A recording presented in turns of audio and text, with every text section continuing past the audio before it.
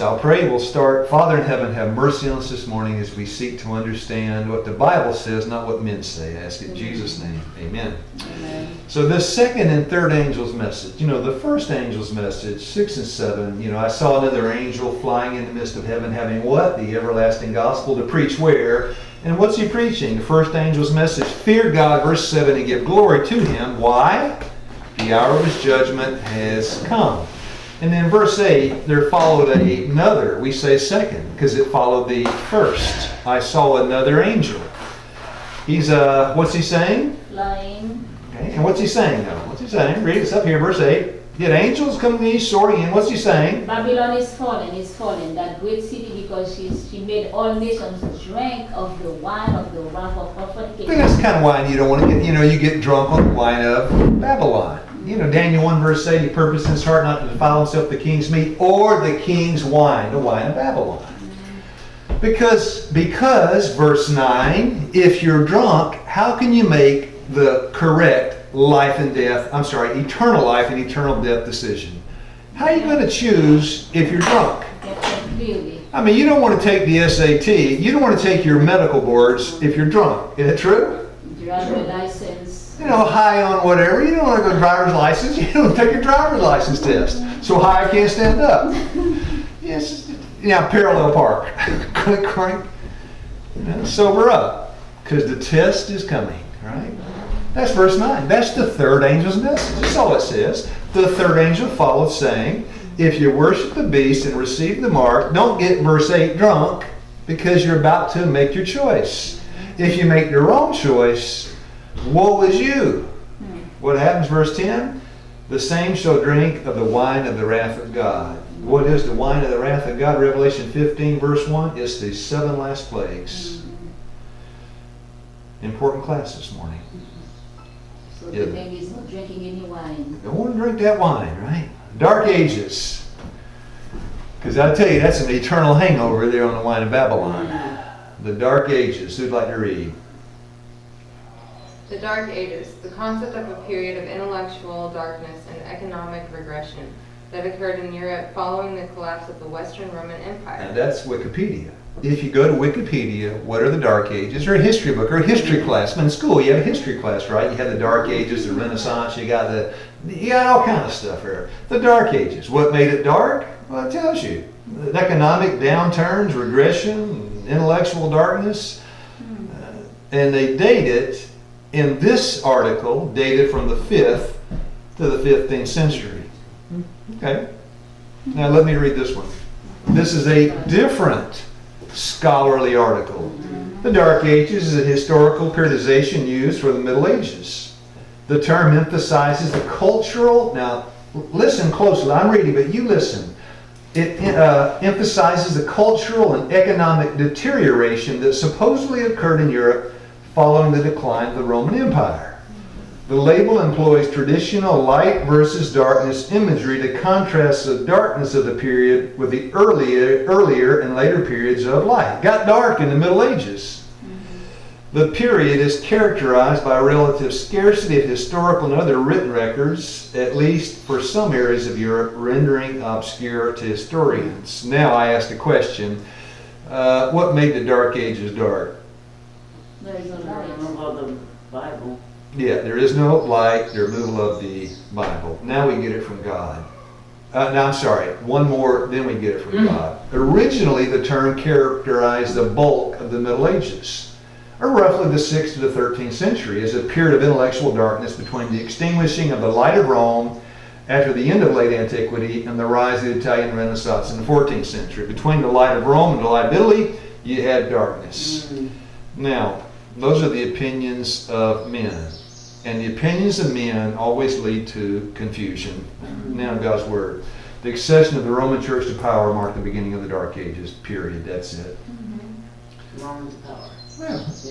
Pretty simple. That's it. As her power increased, the darkness deepened. Faith was transferred from Christ, a true foundation, to the Pope of Rome. Sin was disguised in the garb of sanctity. When the scriptures are suppressed, and man comes to regard himself as supreme. That's when it grows dark, right? You know, man comes to regard himself as supreme. We need to look only for fraud, deception, not add in darkness and debasing iniquity. With the elevation of human laws was manifest the corruption that ever results from the setting aside the law of God. Now, law of God set aside, the result, the Dark Ages. 2 plus 2, right? Now, when I was a new Seventh-day Adventist, and I read the book, let me back up before I let you read that. When I read the book, The Great Controversy, I got to a part in there I did not believe. I thought, this can't be true. I read in there that Walmart's going to close up on Sunday. It didn't say Walmart, but it said a time will come, right? There'll be legislation, and you can expect not to do business on Sunday. I thought there's no way Walmart's going to close. No way. You're not going to shut Walmart down, are you? I thought it can't be true. And then I read something, and to this day it's changed my whole thinking on everything. My experience reading A Great Controversy for the first time. It is true that great light, and because this is a place, great light, we've got understanding. I'm not talking about the 70 Adventists, I'm talking about the country. We build a space shuttle. 69, we put a man on the moon. We can make a smartphone. We're pretty smart here. There's no way we're going to be hoodwinked into closing Walmart. And then I read this. It's like I just read it yesterday. It is true that great light, intellectual and moral and religious, is shining upon this generation. Yes! Right? Yeah. It is. In the open pages of God's holy word, light from heaven has been shed upon the world. But you remember this. Now, who read? It should be remembered that the greater the light bestowed, the greater the darkness of those who pervert and reject it. So I'm thinking we have so much light. And then I read the formula. The more you have, the more you reject, the deeper you go in darkness. So regarding the dark ages of the past, we ain't seen. And that's what I want to study in relationship to the mark of the beast.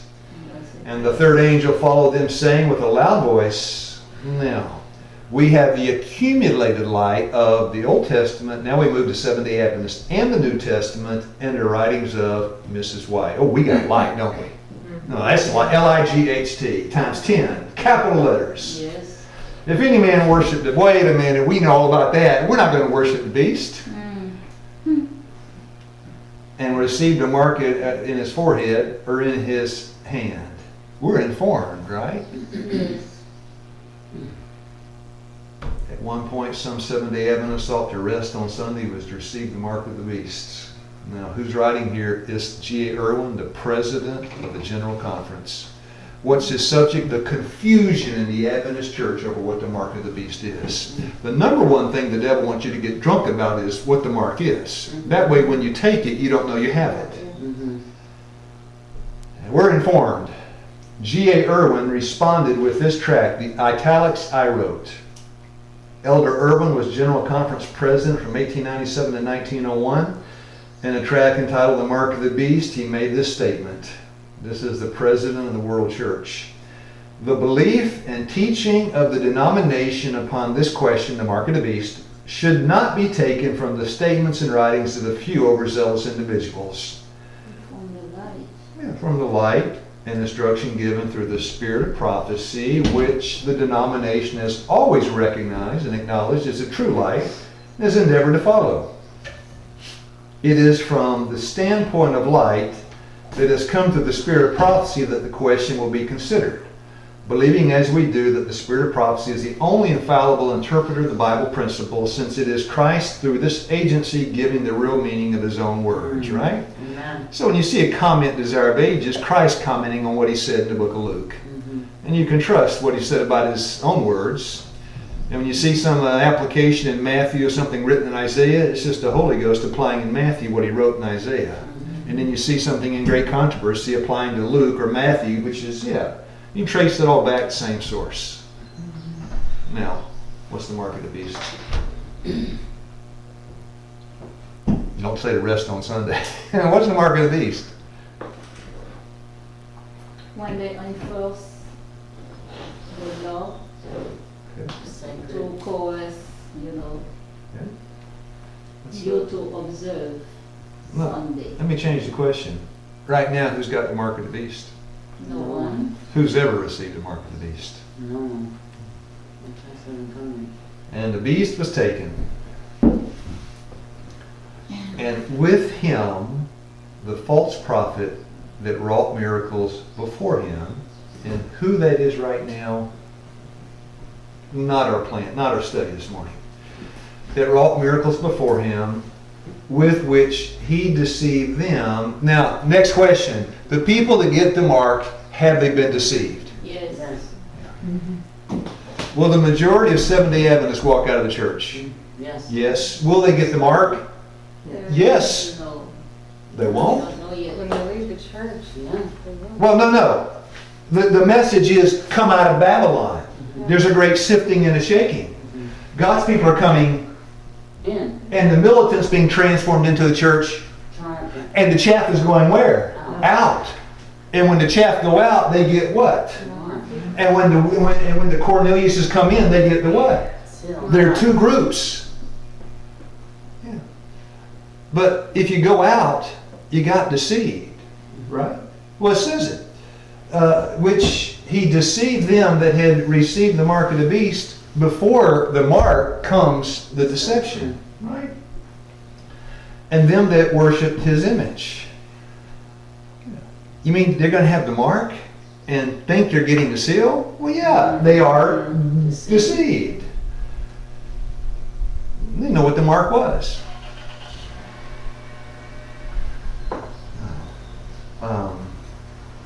Can you see the mark? No. No. Not with the physical eyes, you can't see it. Not a chip in your hand, right? It's thoughts in your head, Heart. your heart. Who'd like to read the first sentence? First sentence, it's only one sentence. Who'd like to read this? Just as soon as the people of God are sealed in their foreheads, it is not any seal or mark that can be seen, but a settling into the truth, both intellectually and spiritually, so they cannot be moved. Just as soon as God's people are sealed and prepared for the shaking, it will come. Indeed, it has begun already. Are some people being shaken out right now? Yeah, the waves aren't even hitting the boat yet. People are going out and it's this calm sea still. What's going to happen when the typhoon strikes? But you notice settled in how? Two ways, both. Intellectually And spiritually. What's it mean to be settled intellectually? To study the Bible. To know it, yeah, to study, to know. Study to show, 2 Timothy 2:15, thyself approve. The devil does study, James 2:19. He shakes when he reads. That it doesn't change him. Intellectually, you have to know it. Now, what's it mean intellectually and Spiritually. you gotta what? Live it. You gotta live it. You gotta love it. It's gotta be in your heart. Psalms 40 verse 8, I delight to do thy will, my God. Thy law is within my, I delight to do it. Love to do it. It's in my heart. Now, wrong thoughts right heart or wrong heart. Wrong thoughts or right hearts. What you do, you don't want to be deceived. You need to think right thoughts. Now, what makes you think thoughts? Where do thoughts come from? What's in your heart? What's in your heart? How does it get in your heart? Know what you see and hear. Sure, the five senses. MTV, right? That's a tame picture off MTV. Have to look hard to find a picture like that, right? No, you got to search long and hard to find a picture like that. Because you know what the other ones look like, right? Yeah, there it is. The five senses. Because what you see, you think about. Don't you? My mother, 20 years ago, my precious mother, I would go visit her, but I wouldn't watch television. And my middle Irish name Yates, she called me Yates. She said, Yates, I have something you can watch with me. She says, a documentary. I said, okay, Mom. She says, have a seat. I sit down. She had taped, back then it was VCR, she had taped a 6-hour documentary on the history of the Beatles. But it was true. It was true. She said, it's true. It was a documentary. Won't you watch it with me? She says, true. Okay. And I watched that thing 6 hours. And for 6 months, all I could think about was, I want to hold your hand. That's all I could think about. Isn't that how it works? This is how it works, isn't it? I said, mercy. MTV. Her sister Mara, when she said, the 5 senses, you got to guard your senses. Now, nobody on the planet Earth has ever gotten the mark up until at this moment. Who'd like to read Evangelism 2:34? No one has yet received the mark of the beast. Okay. Now, the mark of the beast is still In the future. okay in the future. Yeah, it says yes, okay. Cooking. Now there are millions of people today that keep Sunday. Mhm. How many of them have the mark of the beast? No, Not one. The mark of the beast does not exist yet. It never has. But it will, right? That's what we're looking at. We're looking at something in sequence and timing in this today. Well, the question is, and also, I'm trying to illustrate what it means to let God answer all the questions that He raises. No one has yet received the mark of the beast? Why not? Answer, as men then reject the institution which God has declared to be the sign of His authority, and honor in its stead that which Rome has chosen as a token of her supremacy, then they will thereby accept the sign of allegiance to Rome, the mark of the beast. It is not until the issue is what? Thus plainly set before the people. And it is not plain today. Would you agree? Mm-hmm. You walk into the big faith chapel down there, 3 services, seat 5,000 people. Do those people have an understanding of what it's all about? No. No. And it is not until the issue is thus plainly set before the people, and they are brought to choose between the commandments of God and the commandments of men, that those who continue in transgression will receive the mark of the beast. Now the church, well, those that can stay inside the church have triumphed. Over what? Sin. So, Self. and Satan. Yeah, kind of all synonymous, aren't they, Sister Moore? The 3 S's. And they've got the victory over the mark, and they get sealed, right? Outside, they've got the beast. I'd like to read. Sunday keeping is not yet the mark of the beast, and will not be until the decree goes forth, causing men to worship this idol Sabbath. Let me have you pause 1 second. What decree? What kind of decree? National Sunday Law. We call it the National Sunday. We call it the National Sunday Law because it starts where? And then here. Here. Now, this is the first place. We got the greatest light. We go into the greatest what? no, Yes. Yeah, starts here. Keep going. The time will come when this day will be the test, that time has not yet come. Worshiping an idol Sabbath. I mean, idol Sabbath you can call it. It's not here yet. It's still future. Now, there's the most holy place of the United States. Right? Is that where it's going to? Is that where that law is going to originate in that place? That's where it's coming from, right? The most holy place down here is in opposition of the most holy place down there. up there. There. Is that going to be quite a war? Yeah. Yeah. Now, who controls that? The Popo. Okay. The government. You tell me when I stop quoting the Bible verses. Daniel 2:21. The Lord removes kings, and God sets them up. Daniel 4:30. Is not this great Babylon that I had built? And what did God do with Nebuchadnezzar? He learned the lesson, Daniel 4:17. The Most High God ruleth in the kingdom of men. You think the Pope is controlling things? Remember what he told? Wait a minute. Remember what he told Pilate? It was John 19 verse 10. Yeah. I'm in control of this place. Remember our class of 2 destinies? Thus far, but no farther. There's Herod. There's Annas. There's Caiaphas. There is Pilate, and God put them there. He put Pharaoh there. He put Joseph's brothers there. And at any moment, what can he do? Take them out. So you say the Pope is in control of things in America. God is in control. God's always been and always will be. Amen. Now, because if he's not, the first 3 verses in Revelation 7 can make no sense. The angels hold back what? The ones that strike. Well, if the Pope's in charge, what's holding the winds back? No, the angels do what? They hold it back. Because of why? The command of God to hold it down. Why? Yes, why? He's waiting for his people For- to seal Yeah, to get ready to pass the... test. Are we ready? No. Evidently. No, are you ready? No. Have you triumphed over sin? No. Are you on the verge of it? I don't know. That's a mess. That's a mess. Not ready for the test. Now, I'll read the bottom. Sister Mara, you read the top. God has given men the Sabbath as a sign between him and them as a test of their loyalty. A friend is someone who stays in when the rest of the world has walked out. Yeah. Daniel would not even get the appearance that he wasn't faithful to God. Daniel 6. You're going to die if you open your windows. I'm not even going to give the appearance. Right?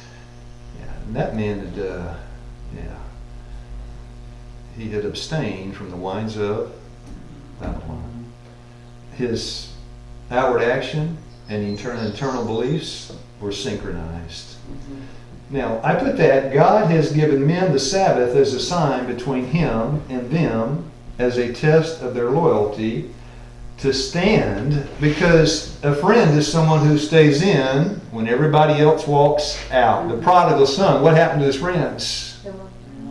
Because his money ran out and his friends ran out. Those are what we call fair weather friends. But a friend in need, you want to say it? A friend in need. You know, I got put in jail. Nobody would call on planet Earth. I thought, who's going to bail me out of jail? Who did I call? Any guesses? Erling. No, I couldn't call her. Mama. My mama. Mom? Yeah, Yates, how you doing? Well, Mom. Well, Mom, how good call me, son? Yeah, Mom. By the way, we were lower middle class. My mom was not rich at all. We were more toward poverty. I said, Mom? Yeah, boy? Can you do me a favor? Can you bail me out of jail? What? I'm in jail. What? And to get me out, Mom, you're going to have to take that little house in that poor place you live and put that up as bond for me. Sign away everything you own to get me out of here. All right. She said, all right, I'm coming. A friend is someone that stays in when the rest of the world walks out. The Lord will know who his friends are that day. Because if you're not his friend, you're going to walk out. No, it's so simple. To stand in defense of truth when they walk where? Out. And how many today are walking out and there's no trouble yet? No, I'm telling you, there's no trouble yet. We got 1 or 2 a year in the Waynesboro church that walk out. And there's no trouble yet. It's so easy right now. Easy smeezy. It's so easy. Easy peasy. Is it? Well, I walked out because that person's eating Twinkies. I walked out because she's wearing a micro mini skirt in the Sabbath school class. You walked out on God because she's got her legs showing. Daniel had about, I don't know how many dozen hungry lions in there waiting for his carcass. And he said, I'm not walking out. I saw the head elder smoking a cigarette behind the ivy bush. And I what? I believe not this church. You're looking where? At the people. At the people. And I'm going to rephrase it different. You're looking at the holy place down here instead of holy place up there. The people one day are going to conspire against you. Yeah. He's going to conspire for you. Yeah. To fight the battles of the Lord, when where do champions go? Are few. That's your test. So it's not the Sabbath. I know what the Sabbath is. Right? Don't you? But when everybody's walking out of the church, now you know what the Sabbath is. Because that's intellectual today. But is it down here? What about the people who are walking out because of the wine of Babylon teaching in the church? the false doctrine of. Oh, yeah, we have false teachers. Babylon. I left the church. We had somebody teaching false doctrine in our church. He was teaching that God does not kill. I'm going out of the church because he's teaching God doesn't kill. Dear friends, somebody's teaching something strange every Sabbath, even in our church. Aren't they? Can you go into any church in the country and hear pure, absolute, pure truth? I haven't found it yet. Have you? Because we're living in the church militant. But one day all that's going to change. I haven't found it yet. I haven't found it yet. Next question. Do you have pure truth? Is everything you think pure and right? No. I've only met one person on earth that ever claimed that everything he said was perfect and pure and true. Who is that? Jesus. Oh, well, I may have said two people. You said about right. Men. One was Jesus, the man, and the other was the Pope. Those are the only two I know that claim to be infallible. Yeah. Aren't they? And I know one's a liar. Right. So this will be our test. Daniel, by the way, Daniel 6, you don't, Meshach, Shadrach, and Abednego evidently aren't on the scene. I don't know where they're at. You don't either. Daniel is Isaiah 63:3, trotting the winepress, and you will too. And if you can't stand the day when the sea is calm, whatever, false doctrine, somebody's eating junk food, somebody's wearing immodest clothes, somebody's this, somebody's that, I'm going to have to go out because I saw Susie Q out there drinking a cup of coffee and eating some ice cream. And then she started to preach ice cream is holy.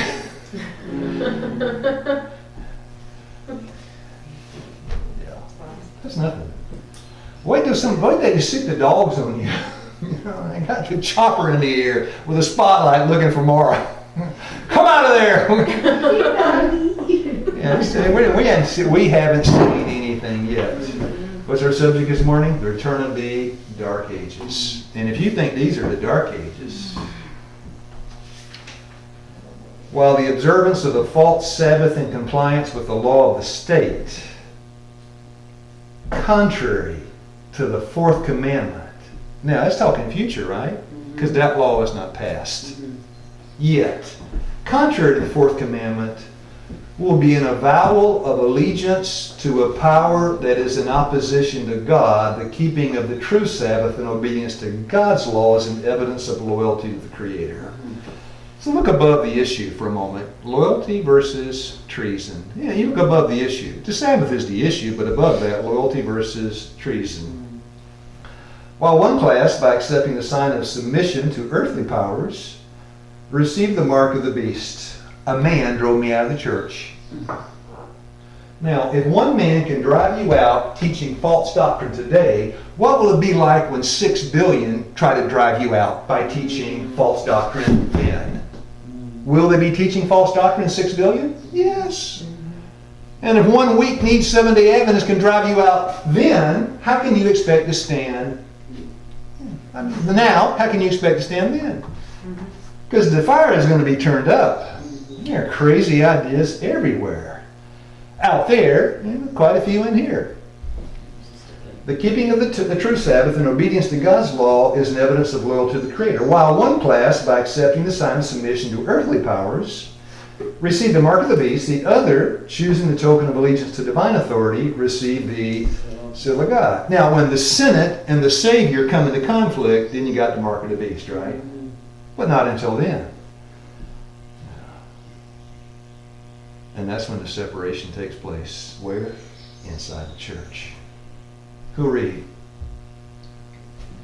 The name. The name Seventh-day Adventist is a standing rebuke to the Protestant world. Here is the line of distinction between the worshippers of God and those who worship the beast and receive his mark. We already read it. We're reading it now in a different context. That's your dividing line. You know, I remember what they call it, the Thrilla in Manila. I was big into boxing too, right? You know, I'm sorry. Some of you were too. There's a guy named Muhammad Ali. Oh, how do you know that name? You watch boxing? You got Muhammad Ali. I lived in Manila, in the Philippines. They call it the Thrilla in Manila because he was fighting, what was this, Joe Frazier? I don't know. But when they start to fight in this corner, we've got who? Muhammad Ali shaking his fist. I dance like a butterfly but sting like a bee. And this side, Joe Frazier, he said they call me Smoking Joe because I'm going to light a fire on you. But the two sides, right? On this side and on this side. Mrs. White said on this side, you got the mark of the beast. And on this side, you got the seal of the God. What is the line between the two? The name Seventh-day Adventist. And I tell you, it's not an outward shirt that says SDA. No. Your colors are flying not outwardly, but in your heart. Mhm. Now, of course, your heart's going to be revealed when the crisis comes. Boom. Many going out, many coming in. The majority forsake us. Why? Next question, why? Because, who will read? Sister Chrissy, this one you can read. That he might present it to himself a glorious church, not having spot or wrinkle or any such thing, but that it should be holy and without blemish. That's right. Now, all right, hold on. Now we're ready to start. That's not the class. All that to get to this. But that's the background. You ready? I want you to take the test. You ready? You ready, Addie? You ready? Take test? There's your test right there today. Addie, where'd you put that X? I had it in a box. It's closer to no. It's closer to no. Does close enough count? Now, you want to see some bizarre things? First, we start here. There are many solemn warnings in the scripture against the use of intoxicating liquors, right? Yes. In the scripture, Solomon says, and he ought to know, right? Wine is a mocker, strong drink is raging, and whosoever is deceived thereby is not wise.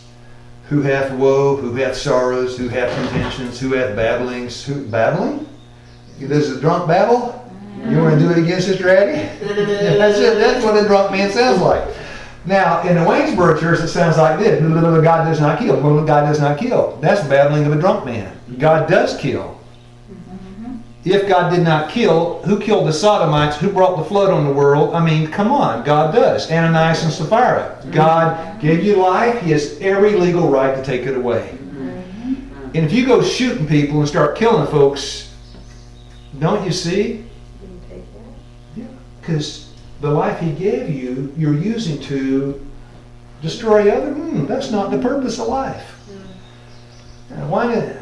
Who hath woe, who hath sorrow, who hath contentions, who hath babbling, who hath wounds without cause, who hath redness of eyes, they that tarry long with the wine, they that go to seek mixed wine. Look not thou upon the wine which when it is red, when it giveth its color in the cup, when it moveth itself aright.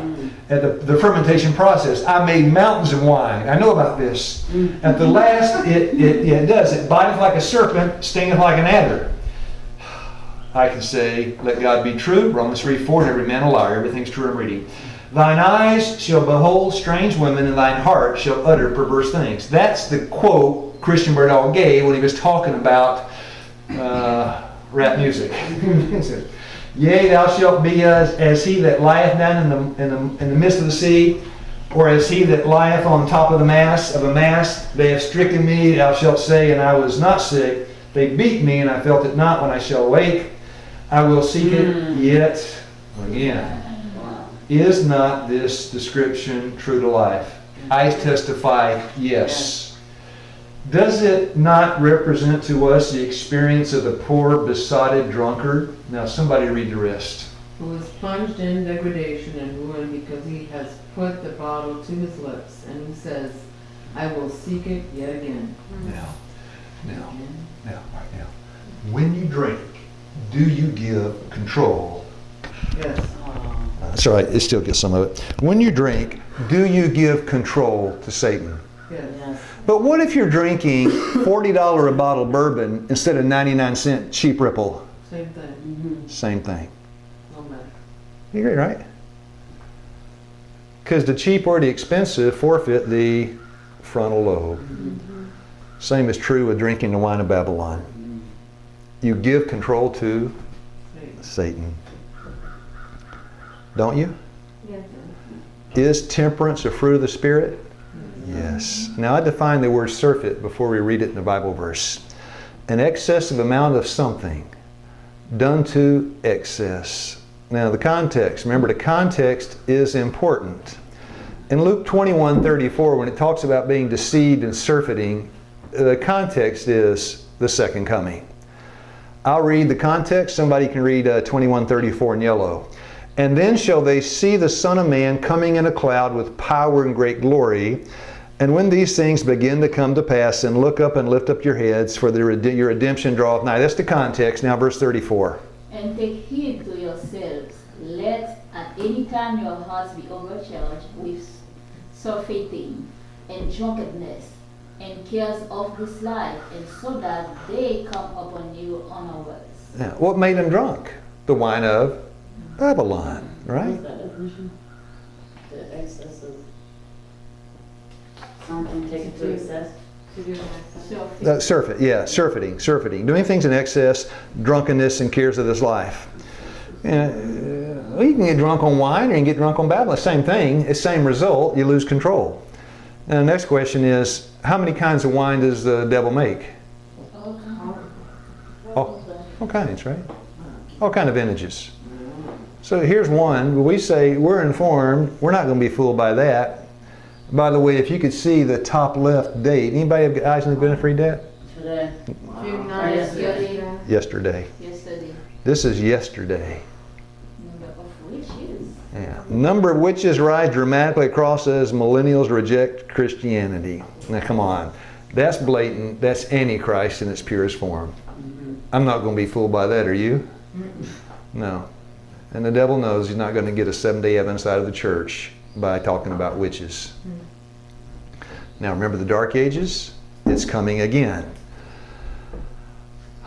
The claim that men can hold intercourse with evil spirits is regarded as a fable of the Dark Ages.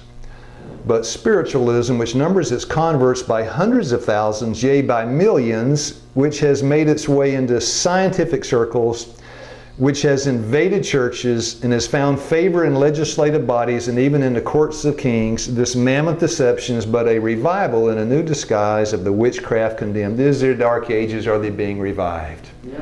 Now I made the yellow. I'm going to read the yellow, leave everything else out. The claim that men can hold intercourse with evil spirits has made its way into scientific circles, has invaded churches, and has found favor in legislative bodies and in the courts of kings. It's but a revival. Here, friends, the Dark Ages have crept back in, as Paul wrote, unawares. It's come back, nobody even knows it. Because the devil this time is not using the dungeon and the torture chamber. He's using different methods. So Satan has the control of those who give themselves to novel reading, and many do not know it. Now, this is a different ballgame. Is there any difference between... Let me back up. When I was going to school, I majored in English, and we read... It wasn't cheap, trashy romantic novels. It was highfalutin, Nobel Prize winning and Pulitzer Prize winning authors. I thought as I read, I was getting knowledge, enlightened, and wise, but I was getting drunk. Yeah, all that too, drunk. And that's the problem. I was deceived. A lot of things we do, we think is making us sharp and is dulling us down because we don't know. Satan has control of those who give themselves to novel reading. I don't believe that. And that's the problem. God said it, we don't believe it. Thou art this head of gold, but you're going to pass off the scene. And Nebuchadnezzar said, I don't believe that. Yeah, I'll show you. I don't believe that. I'm all gold. I'm never passing away. I don't believe that. I don't believe that. I don't believe that. I don't believe that. We read that. I don't believe that. I went to school, paid a lot of money. We read Dostoevsky. We read the top. And you're telling me that prepared me for the mark of the beast? That's exactly what God is saying. Yeah. That's what I was reading. You know, John Steinbeck won the Nobel Prize in literature. Must be safe to read that. Only if you want to get drunk and die eternally. I know this is sobering, isn't it? Now go back. Remember the definition of the wine of Babylon, 1 Peter 1:13. Gird up the loins of your mind. Having your mind girded about with Ephesians 6:14, the truth. You have to believe it in order to be saved. What does it boil down to? 7 days to Sabbath, Sundays to Sabbath. You've got to go one way or the other. I'll pray. All right, Father in heaven, we're thankful for we got 6,000 years of light shining upon us. What a lot of knowledge we have, a lot of information, but when it comes down to the test of the heart, have mercy, help us not to fall. I ask it in Jesus' name. Amen. Amen.